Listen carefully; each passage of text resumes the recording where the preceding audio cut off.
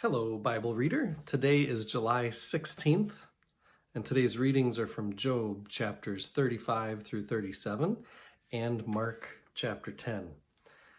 Here in this section of Mark, we hear the third prediction of Jesus' death and resurrection. And so 3 times the disciples show how unprepared, how unready they are to hear Jesus tell what's about to happen. It still doesn't make sense even the third time around. What I find interesting is that Mark doesn't even tell us how the disciples react this third time. It's just Jesus said it. And then we get this interesting story about James and John asking to sit at the right hand of God. You know, we get to know a little bit of the personalities of some of the disciples.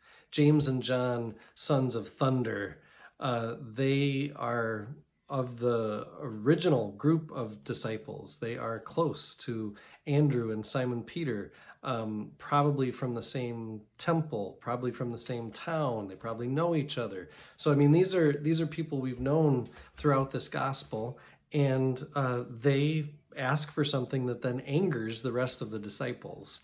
I find it interesting that many times as I've read this with groups, people are like, oh yeah, James and John. Yeah, they're so selfish. Or, well, you know, it's like if you were invited to somebody's wedding, would you say, oh, I'd love to come out, but, you know, can I sit outside? I don't want to have to sit too close to the action.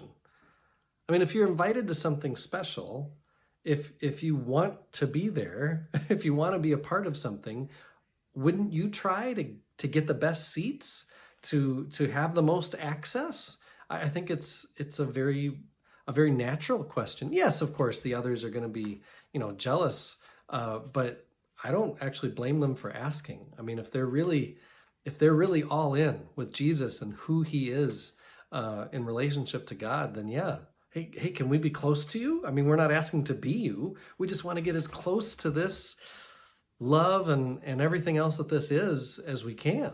And then we get this story about Bartimaeus, which he's such an interesting character because we've already had a blind man healed before.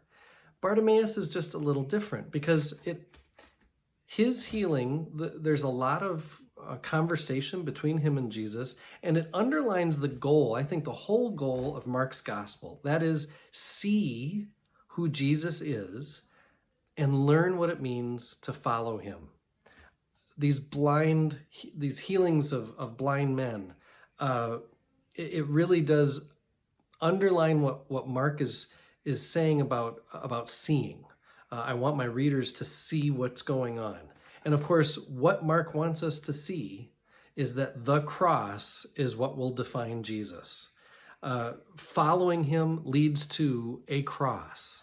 Mark is all about the cross. The messianic secret is centered on the cross. This is why Mark's gospel oftentimes is said to be the one Lutherans resonate with the most. Lutherans oftentimes are known as the theology of the cross denomination. Martin Luther was all about a theology of the cross instead of a theology of glory. It's not that we follow God in hopes of receiving health, wealth, and happiness, but we follow God knowing that when we do, it's heading toward a cross. That is suffering, which ends in death, yes, but resurrection also. And so this Bartimaeus healing really does, I think, highlight that. And in the book of Job, the Elihu is still talking. I don't have a whole lot to say about Job today because, you know, we heard 3 chapters from Elihu yesterday. Now we hear 3 more today. But I will say this. His discourse does anticipate God's response tomorrow. Tomorrow we hear God's response to Job. So read on, dear friends. I am one with my God. My God is with us, all of us, at all times and in all places.